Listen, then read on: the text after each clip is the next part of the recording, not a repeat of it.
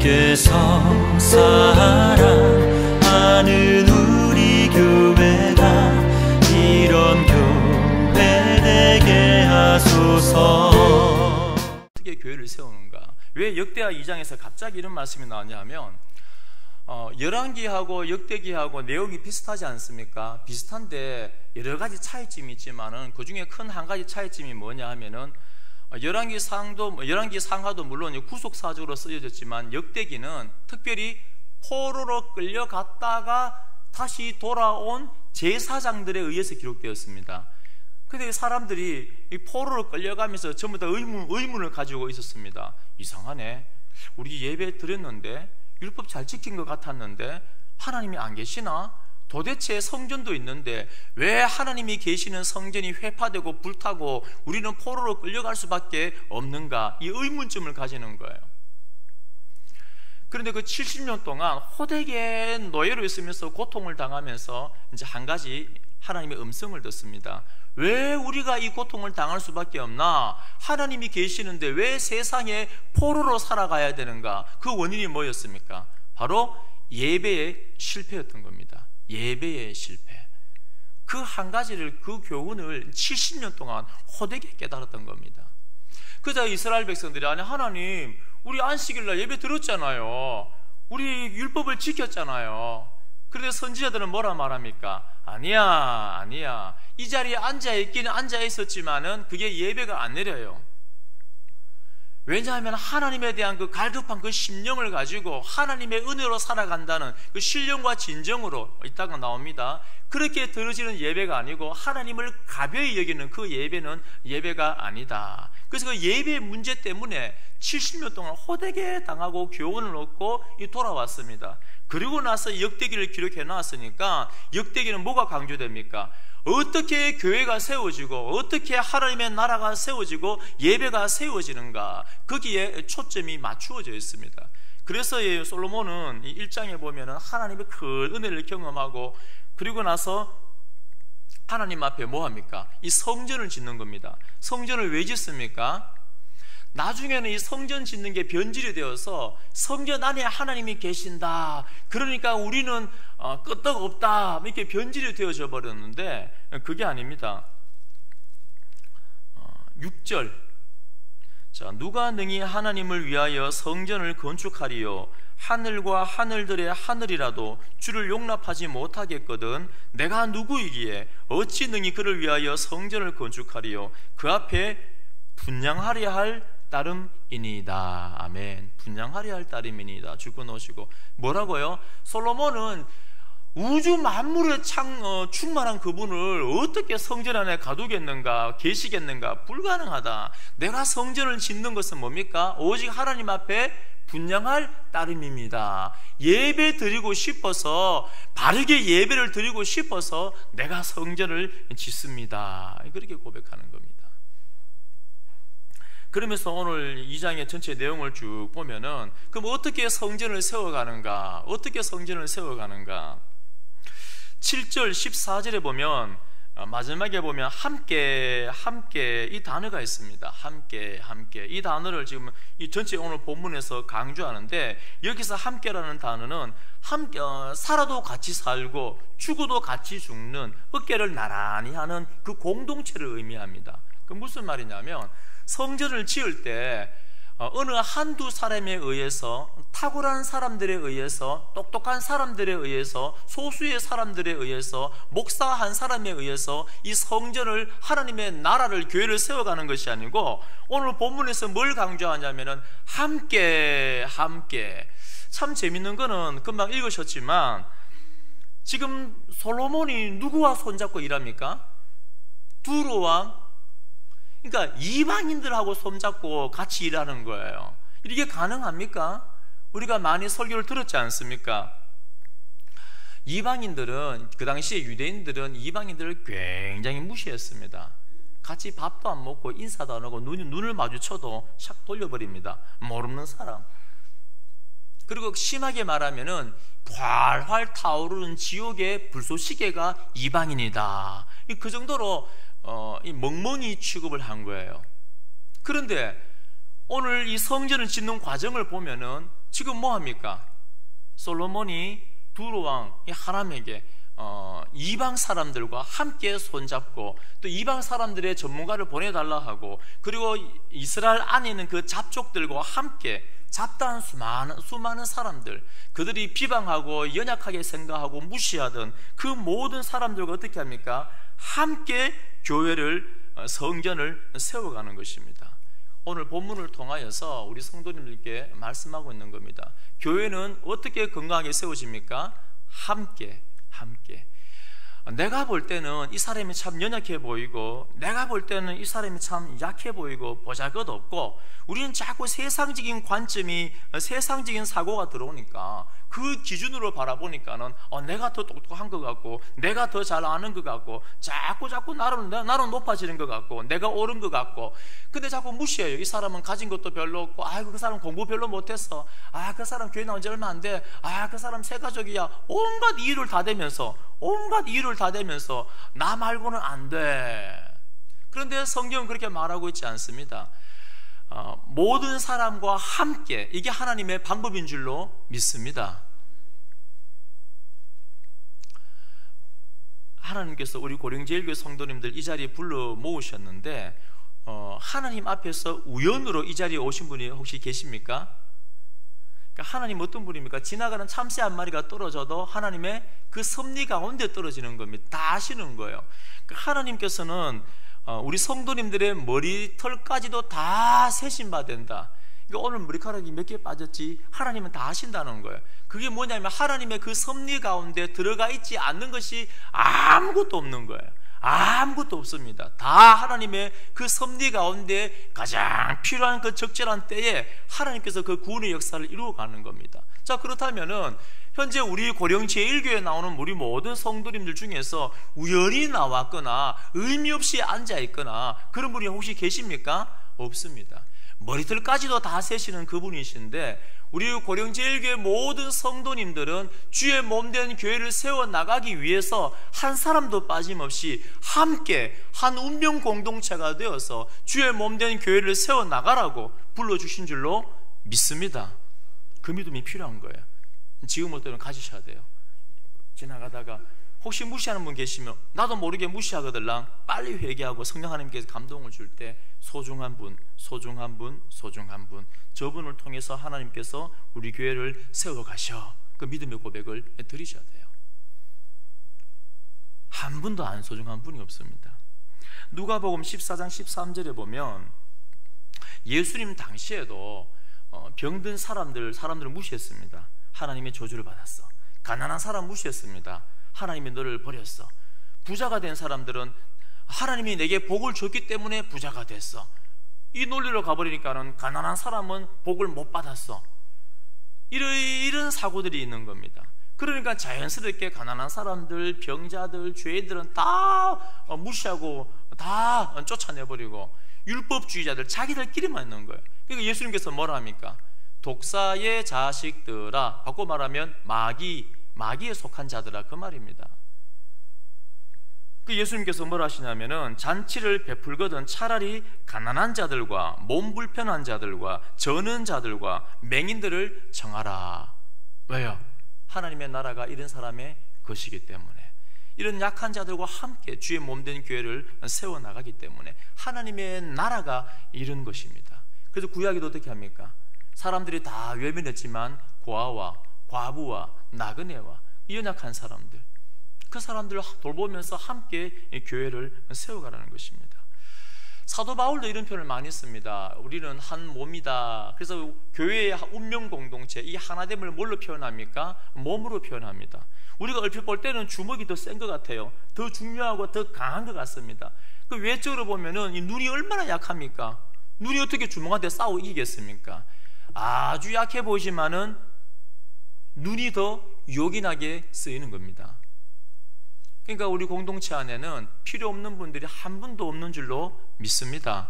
우리 성도님들 스스로도 나를 통하여서 우리가 함께 어깨를 나란히 해서 함께 주의 몸된 교회를 세워갑니다. 늘 그 믿음으로 나아가셔야 됩니다.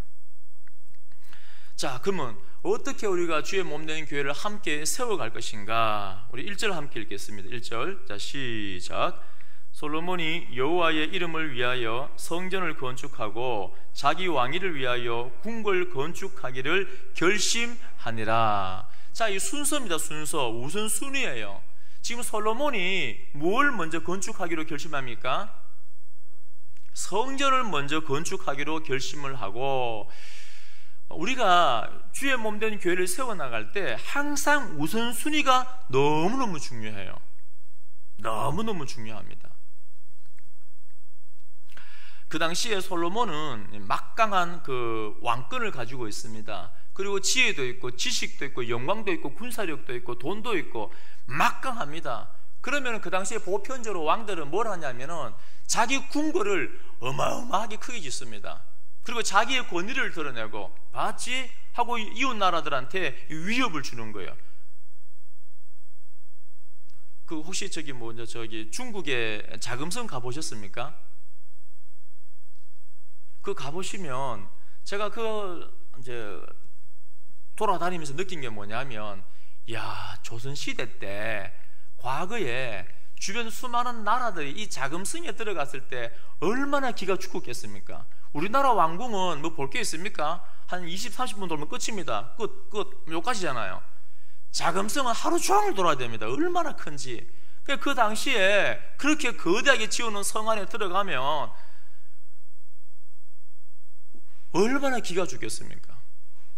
그러니까 솔로몬도 얼마든지 궁궐을 먼저 크게 세게 지어서 그 팔레스틴 지역의 주도권을 장악하고 자기의 영광을 드러내고 힘을 드러내고 충분히 그래 살 수 있었지만은, 솔로몬이 후반에 잠시 타락하지만은 솔로몬이 초기에 지금 1장과 2장의 이 앞부분에 나오는 이 솔로몬은 하나님의 그 영광이 가득합니다. 그러니까 이 솔로몬 시대 때 금과 은이 막 땅바닥에 돌아다니는 길거리예요. 지혜가 가득합니다. 뭘 말합니까?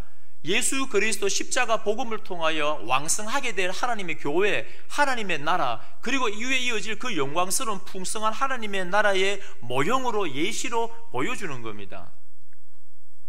그러니까 이 솔로몬은 하나님에 대한 사랑과 은혜가 넘치기 때문에 내 힘과 내 권력과 내 능력을 충분히 드러낼 수 있지만은 그렇게 하지 않고 뭘 결심합니까? 하나님의 성전을, 예배가 우선이니까 내 사랑하는 하나님의 성전, 예배, 그 성전을 먼저 짓고 내 궁궐을 짓기로 결심하니라. 여러분, 이 우선순위가 우리 모든 성도님의 삶 가운데 똑바로 세워지기를 축원드립니다. 그때 우리가 교회가 세워지는 거예요. 어떤 문제가 생기면은, 막 위기 상황이 되면은 그냥 내 계획대로, 내 생각대로, 내가 가진 재능대로, 아니면 돈 가지고 그것도 안 되면 막 뛰어가고 이 사람 붙들고 저 사람 붙들고 도와달라 하고 하다 안 되면 마지막에 합니까? 주님을 찾고, 그것도 감사하죠. 주님 안 찾는 사람도 있습니다. 그대로 절망하는 사람도 있어요. 그런 우선순위 말고 문제가 생길 때 뭡니까? 하나님 앞에 바로 달려가서 하나님 앞에 아뢰고, 우리가 주님의 일하는 것도 마찬가지입니다. 기도하는 게 왜 안 쉽습니까? 복음 전하는 게 왜 어렵습니까? 말씀 묵상하는 게 왜 자꾸 어려워지려 합니까? 우선순위에 하나님이 없는 거예요. 하나님을 안 사랑하니까. 내가 운동할 시간은 있고, 내가 취미활동 즐길 시간이 있고, 내가 낚시할 시간이 있고, 영화 볼 시간도 있고, 친구들 만날 시간이 있는데 삶의 우선순위에 하나님이 없는 거예요. 이것저것 다 하고 나니까는 나중에 하나님 앞에 드려야 될 그 기도하는 시간도, 말씀을 묵상하는 시간조차도 없는 거예요. 우리가 하나님의 입에서 나오는 말씀으로 먹고 사는데 그 말씀마저 못 먹고 영적인 기근 가운데 허덕이며 그래서 사는 겁니다. 그렇기 때문에 우리가 교회를 건강하게 세워나가려면 삶의 우선순위가 반드시 세워져야 됩니다. 나를 위해서 죽으신 예수님은 항상 우리 성도님들이 최고 우선순위입니다. 가장 걱정하는 게 우리 성도님들이고, 가장 사랑하는 게 우리 성도님이고, 하나님은 늘 우선순위가 우리 성도님들입니다. 그런데 우리는 그렇지 않을 때가 많이 있습니다. 돌아보시고 오늘 솔로몬처럼 결심하고 결단하는 믿음의 사람 되기를 소망합니다. 그러셔야 돼요. 하루는 이제 미국의 기자가 아르헨티나 정치인하고 이제 이렇게 서로 대화를 하다가 이런 질문을 던집니다. 참 신기하네요. 200년의 그 역사를 보면은, 초창기에 보면은 남미가 북미보다 훨씬 잘 살았습니다. 우리 6.25 때 보면 북한이 우리나라보다 잘 살았지 않습니까? 남미가 북미보다 훨씬 잘 살았습니다. 왜냐하면 거기는 금광이 많아요. 유럽 사람들이, 특별히 스페인 사람들이 거기에 다 몰려오는 겁니다. 지하 자원도 많습니다. 날씨도 북쪽은 어마어마하게 추운데 이 남미는 따뜻합니다. 살기 좋아요. 수많은 사람들이 몰려서 막 경제가 발전했습니다. 자, 그런데 200년이 지나고 나니까 지금 남미는 어떻습니까? 좀 많이 가난하잖아요. 북미는 왕성합니다. 강력해요. 그 기자가 이렇게 질문 던지니까 그 아르헨티나 한 기자가, 정치인이 이렇게 말합니다. 그거는 땅의 풍요로움은 남쪽이 맞지만은 북쪽에는 누가 왔습니까? 1620년에 신앙의 자유를 찾아서 메이플라워를 타고 1620년에 청교도들이 그 땅 가운데 들어갔습니다. 많이 죽었습니다. 반 이상이 추위에 굶주리며 죽고, 그렇지만 그들은 하나님 앞에 감사하고 예배를 드리고, 그리고 그 예배를 위해서 뭐 했습니까? 그 추운데 자기 집을 먼저 짓지 않고 우선순위가 뭡니까? 하나님.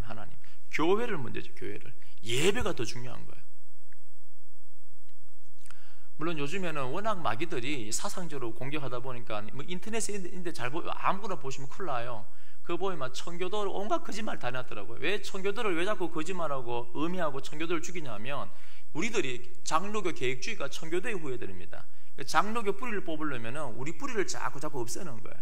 그런데 그것도 모르고 그런 인터넷이나 이상한 자료를 보고 막 청교도를 비난하는 사람이 있는데, 그러면 안 돼요. 그건 잘못 본 겁니다. 그렇게 열심으로 우선순위를 어디에 뒀습니까? 하나님께 둔 거예요. 그래서 지금까지 막강하게 하나님께서 그 척박한 땅을 개척하고 하나님께서 세워 나가신 겁니다. 하나님이 책임지시는 거예요.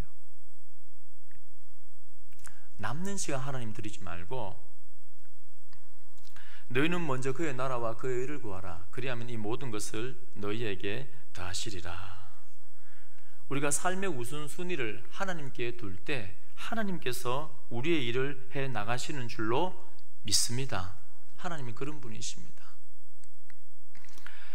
자, 그리고 오늘 본문 말씀을 쭉 묵상해 보면은 또 어떻게 함께 성전을 세워 나가야 되는데, 이 사명을 감당하기 위해서 어떻게 해야 되는가?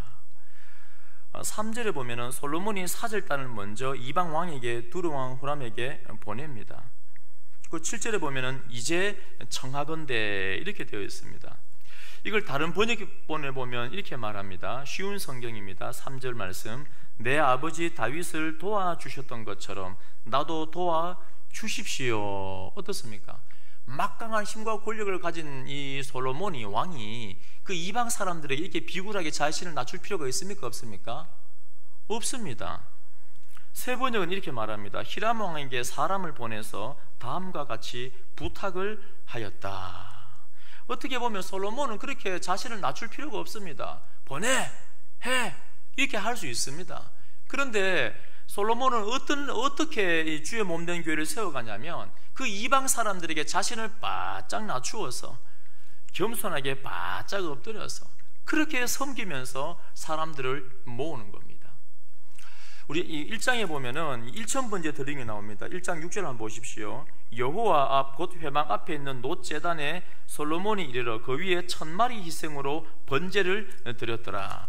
이 솔로몬이 하나님을 사랑하는 마음으로 지금 현재 기본 산당에 있는 이 성전은 솔로몬 성전이 아니고 모세의 성막입니다. 거기에 보면은 브살렐이 하나님의 영에 감동이 되어서 놋 제단을 만듭니다. 그 놋 제단이 크기가 별로 안 커요. 2.3m, 높이 1.3m, 작습니다. 자, 2.3m 요만한 놋 제단에다가 짐승 1000마리를 갖다 바치고, 그 한 번만에 몇 마리 올리겠습니까? 소 몇 마리 올릴 수 있습니까? 소 몇 마리 올립니까? 소 하시는 분들 한 3마리 올리겠습니까? 자, 그리고 그걸 태우면은 몇 시간 태워야 됩니까? 그럼 그 1000마리면은 며칠을 예배드려야 됩니까? 뭐냐면 이 솔로몬이 그 하나님 은혜에 감동이 되어서 엎드려서 하나님 앞에 바짝 엎드려 예배를 드리는데, 그 긴 시간 동안 하나님 앞에 예배를 드리면서 하나님의 은혜를 경험하면서 어떻게 변화되냐면은 아주 겸손하게 더 엎드려서, 뭐냐면 우리가 성전을 세워가려면, 함께 성전을 세워가려면은 자기 자신의 그 교만함들을 다 내려놔야 됩니다. 십자가 앞에 자기 자신을 완전히 못 박아 죽어야 됩니다. 내가 거만하고 교만하면 나의 뜻이 하나님의 뜻이야, 나와 다른 것은 다 틀렸어, 막 이러고 있으면은 큰일 나잖아요. 그는 바리새인 마귀의 자식과 같은 겁니다. 하나님의 은혜를 받았다는 것은 예수님을 닮아가는 겁니다. 예수님께서 십자가에 못 박혔기 때문에 우리도, 사도 바울도, 나도 십자가에 못 박혀, 내가 그리스도와 함께 십자가에 못 박혀서 나는 죽을 거 없습니다. 내 안에 예수님만 살아납니다. 그 믿음의 고백을 드릴 때, 그렇게 겸손하고 그렇게 낮아질 때 주의 몸된 교회가 세워지는 줄로 믿습니다. 만약에 솔로몬이 거만하게 교만하게, 교만한 것도 아니죠. 충분히 그럴 힘이 있습니다. 야, 들어와, 일로 와, 데리고 와, 너 일로 갖고 와, 충분히 명령하고 권위 있게 할 수 있지만 그렇게 하지 않습니다. 바짝 엎드려서 부탁을 하고, 그래야 할 때 주의 몸된 교회가 세워지는 줄로 믿습니다. 혹시 우리 안에, 제 안, 저도 마찬가지입니다. 그런 교만함들이 있으면 안 돼요. 교회 안에는 사상적으로는 중도다 하면서 그런 일이 있을 수 있겠지만은, 신앙은 죄송합니다, 중도가 없어요. 차갑든지 뜨겁든지. 나는 미지근 중도다 하는 거는 사실은 차가운 겁니다. 핑계대는 거죠.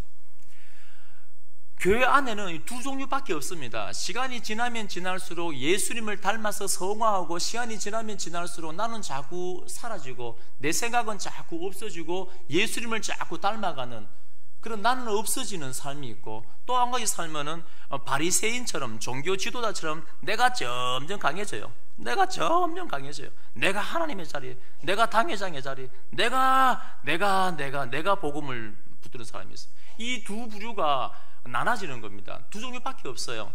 그렇지만 우리 교회 모든 성도님들은 내가 복음을 다 내려놓고 나는 죽어지고 나는 사라지고 오직 예수 그리스도가 우리 안에 드러나는 우리 모든 믿음의 사람 되어지기를 축원드립니다. 내 생각이 죽어야 돼요. 우리 성령 하나님이 우리 안에 계시면은 막 끊임없이 말씀해 주시잖아요. 왁 했다가 주여 하고 들어가고, 왁 했다가 들어가고. 성령 하나님께서 사인을 주고 감동을 줄 때 순종하면은 우리가 자꾸 우리가 죽어요. 그래야 할 때 우리가 교회가 세워진단 말이에요. 세워져요. 나랑 다른 스타일이라고 배척해서도 안 됩니다. 나랑 생각이 다르다고 배척해서도 안 되고, 하나님은 꼭 필요한 사람들 다 모아놨습니다. 우리 교회에 꼭 필요하신 분들 다 모아놨어요. 이 교회를 세우기 위해서. 한 분도 필요 없는 분이 있거나 한 분도 우리가 함부로 대할 사람은 아무도 없습니다. 하나님의 뜻 가운데 하나님이 부르셨는데 감히 우리가 어떻게 넌 필요 없고 너는 하나님의 뜻 아니고, 그런 사람은 없어요. 하나님은 정확한 분인 줄로 믿습니다. 그러니까 하나님은 다 필요하시기 때문에, 한 사람 한 사람 필요하기 때문에 다 모아놓으신 거예요. 그래서 우리는 교만할 수가 없습니다. 하나님이 이분 사랑하기 때문에 불렀는데.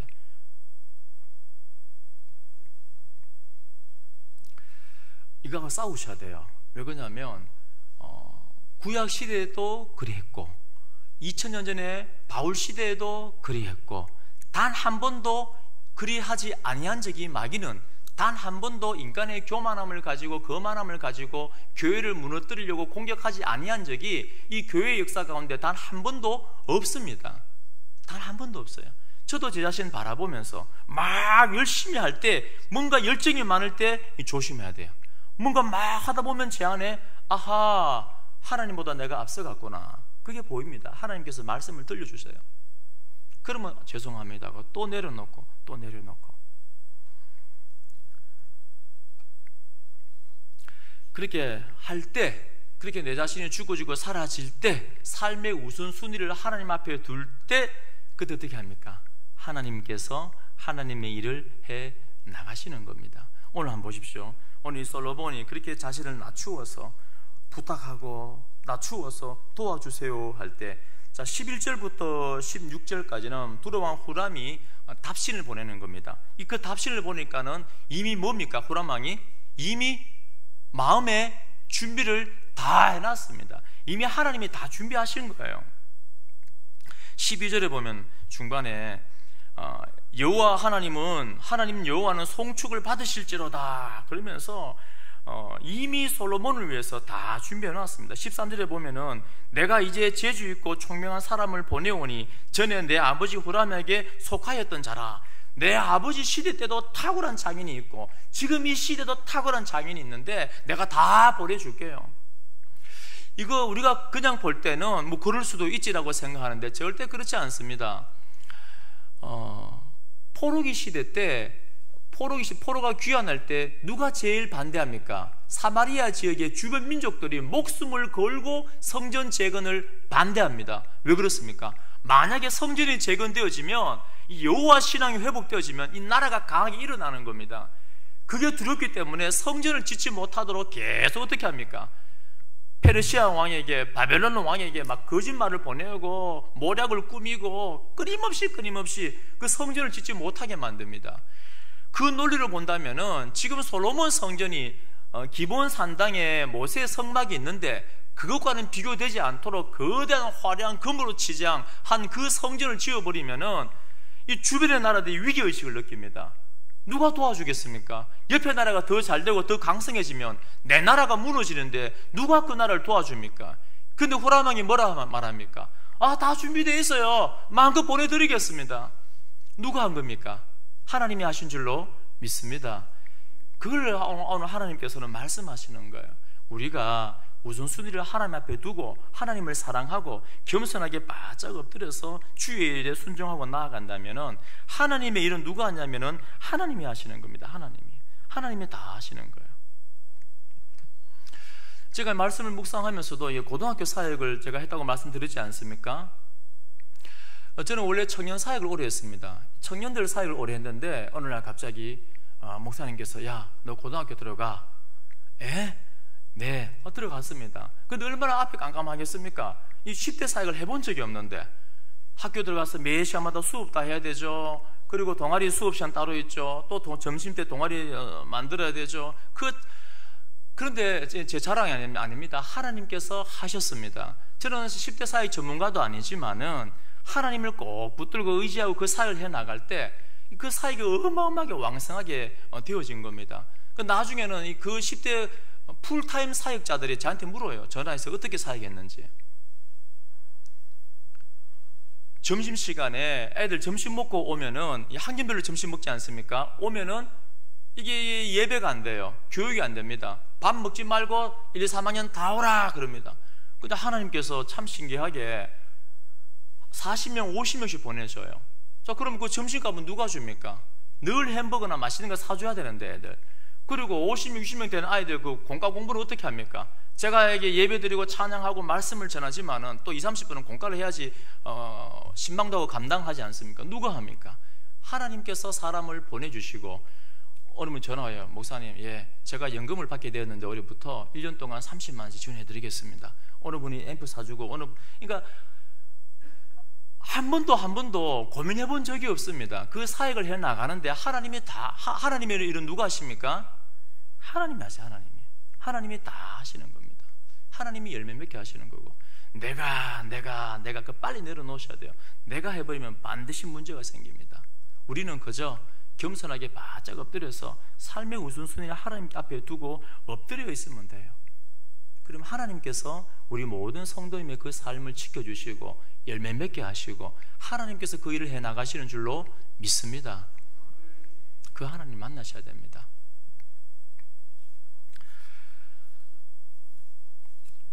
마지막으로 한 가지만 더 묵상합니다. 오늘 이 본문은 1절부터 10절까지는 솔로몬이 후람 왕에게 편지를 보낸 거고 11절부터 16절까지는 답신을 보낸 내용입니다. 두 사람밖에 안 나와요. 그런데 오늘 보니까는 한 사람의 이름 여기 등장하지는 않지만 이미 죽어버리고 썩어버리고 흙이 돼버리고 천국에 가 있는데 그 한 사람 이름이 계속 나옵니다. 누굽니까? 자, 3절 한번 보십시오. 3절. 자, 볼펜과 동그라미 적어보십시오. 솔로몬이 사절을 두로 왕 후람에게 보내어 이르되 당신이 전에 내 아버지 다윗에게 백향목을 보내어 동그라미 치고. 이 무슨 말이냐면 지금 솔로몬이 이렇게 말하는 겁니다. 후람 왕이시여, 당신하고 우리 다윗 왕, 우리 아버지하고 잘 지냈잖아요. 우리 아버지의 은혜 입었잖아요. 우리 아버지 도와준 것처럼 나도 좀 도와주세요. 그 말입니다. 동그라미 치고. 자, 7절 보십시오. 7절 중반에 재주 있는 사람 하나를 보내요. 내게 보내요.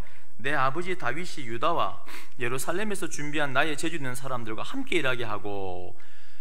후람 왕이시여, 내가 지금 성전 짓는 거는 내가 하는 게 아니고 알고 보니까 우리 아버지 다윗이 먼저 시작한 겁니다. 내 아버지 다윗이 했던 거를 나는 그냥 이어서 받아서 하는 겁니다. 도와주세요. 그 말입니다. 자, 동그라미 치시고. 그리고 12절에 후람이 또 이르되 천지를 지으신 이스라엘의 하나님 여호와는 송축을 받으실지로다. 다윗 왕에게 지혜로운 아들을 주시고. 다윗 왕에게 동그라미 치시고 뭐라고 고백합니까? 와, 역시 다윗은 복 받았네. 이렇게 지혜로운 아들이 있다니 역시 하나님은 대단하네. 이 지금 누구 고백입니까? 이방 사람의 고백이에요. 이방 사람이 다윗을 향하여 야, 진짜 복 받았네, 이런 지혜로운 아들이 있다니 이 칭송하는 겁니다. 그리고 14절에 보시면은 참, 제가 이거 참 보면서, 자, 14절 마지막에 보십시오. 내주 다윗의 동그라미 치시고요. 재주 있는 사람들과 함께 일하게 하소서. 지금 후람 왕이, 이 왕이잖아요. 왕인데 지금 뭐라고 얘기합니까? 다윗을 향하여 내 주 아도나이. 지금 후람 왕이 얼마나 다윗을 존경했던지, 이 다윗의 은혜를 얼마나 많이 입었던지, 이 다윗의 그 성품을, 다윗의 그 사역을 얼마나 우러러 봤던지, 내 주 다윗, 도리어 내 사람을 당신에게 보내어서 다윗의 아들인 당신과 함께 성전을 세우는 것은 영광스럽게 생각합니다. 그 말입니다. 지금 뭘 말씀드리냐면 다윗은 지금 이 자리에 없습니다. 죽어지고 사라지고 없습니다. 천국에 하나님과 함께 계세요. 근데 지금 뭐가 남아있습니까? 다윗의 후광이, 다윗의 그 영광스러운 이름이, 그 은혜가 죽어서도 죽어 없어졌지만은 그 다윗의 그 영광스러운 이름은 계속해서 흘러가서, 만약에 다윗이 후람하고 싸웠더라면은 성전을 어떻게 지었겠습니까? 모든 걸 합하여 선을 이루시는 주님께서 다윗과 후람왕이 좋은 관계를 맺고 은혜를 잊게 만들고 기도를 하게 만들고 다윗의 그 영광스럽게 만들고, 다윗은 죽었지만은 사라졌지만은 그 선조로서 영광스러운 이름을 가지고 후대에도 계속해서 은혜를 끼치는 겁니다. 멋지지 않습니까? 멋지잖아요. 저는 이 말씀 묵상하면서 와, 하나님 이거네요. 어떻게 우리가 살아가야 되는가? 죽어서 내가 죽고 내가 사라지고 저 천국 가버리고 없지만은 내 뼈는 다 불타고 없어지지만은, 그러나 우리의 이름은 이 땅 가운데 남아서 예수 그리스도 그 십자가 복음 붙들고 살았던 그 흔적이, 내가 십자가 붙들고 살았던 그 흔적이, 그 은혜가 나는 죽어 없어지지만은 계속해서 교회 가운데 흘러가는 겁니다. 그 열매를 먹고 교회는 성장하는 줄로 믿습니다.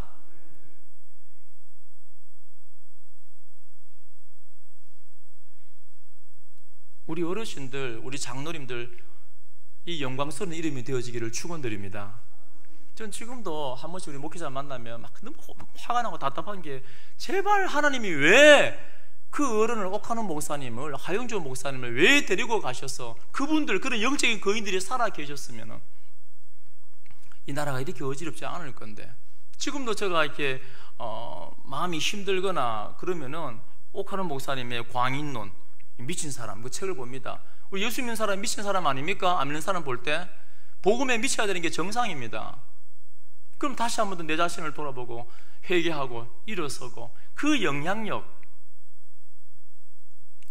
우리 모든 성도님들 그랬으면 좋겠습니다. 우리 어르신들 훗날 시간이 지나서 야, 우리 장로님의 그 은혜 때문에, 우리 집사님이 이렇게 살아오셨기 때문에 이 전도가 되는 거야. 우리 권사님이 그 지역에서, 그 동네에서 이런 영향력을 끼쳤기 때문에 우리가 지금 이렇게 은혜를 입는 거야. 우리가 힘들고 어려울 때마다 우리 어른은 이럴 때 이 기도를 했어. 아, 우리 어른은, 그 장로님은 이 인내를 가졌어. 아니야, 우리 권사님은 이 힘든 가운데서 그때 아주 힘들었었는데 꿋꿋하게 버티면서 웃음을 잃지 않았어. 그 아름다운 선한 영향력, 그 은혜가, 그 아름다운 이름들이 우리 어르신들, 우리 성도님들, 젊은 사람도 마찬가지입니다. 그런 삶이 되어지기를 축원드립니다. 얼마나 멋집니까? 죽어서도 은혜를 끼치는 거예요. 그 은혜가 있어야지. 만약에 다윗이 없었더라면 이 성전을 지었겠습니까? 못 짓습니다. 죽어버렸지만은 다윗의 그 영광스러운 그 이름 때문에 은혜가 철철 넘쳐 흐르는 그 영광스러운 삶이 있었기 때문에. 제가 이렇게 하루는 참 그분 대형교회 목사님입니다. 대형교회 목사님인데 차를 마시는데 굉장히 씁쓸해해요. 힘들어합니다. 아니, 목사님 왜 그러십니까? 내가 그저께 장례식을 내가 치렀는데 한숨을 쉬는 거예요. 왜요? 예배는 들었지만은 내 속에 진실한 마음은 그 장로님이 천국 갔는지 안 갔는지 나는 확신이 안 서.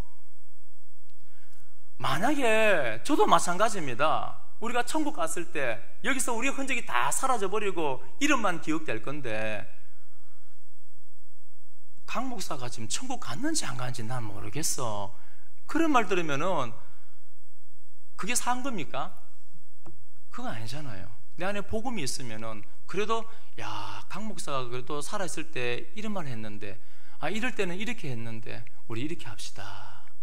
우리 권사님, 우리 장로님이 이런 은혜를 끼쳤는데 이렇게 사셨는데 우리도 그 은혜에 따라서 영적인 유산을 이어받아서 힘을 냅시다. 그게 오늘 다윗이 그 살았던 삶의 이 은혜의 흔적이 교회를 세우는 것처럼 우리 어르신들의 모든 그 삶이 은혜의 흔적이 우리 고령제일교회를 강하게 세우는 줄로 믿습니다. 반드시 그렇게 사셔야 돼요. 인생이, 죄송합니다, 젊은 사람이, 인생 길지 않잖아요. 너무 짧습니다. 한 번밖에 없습니다. 한 번밖에 없어요. 바르게 살아야 됩니다. 바르게 살아야 됩니다. 한 번밖에 없습니다. 그래야 우리 행복한 삶을 살아가는 우리 믿음의 사람 되어지기를 축원드립니다. 다 함께 일어나 찬송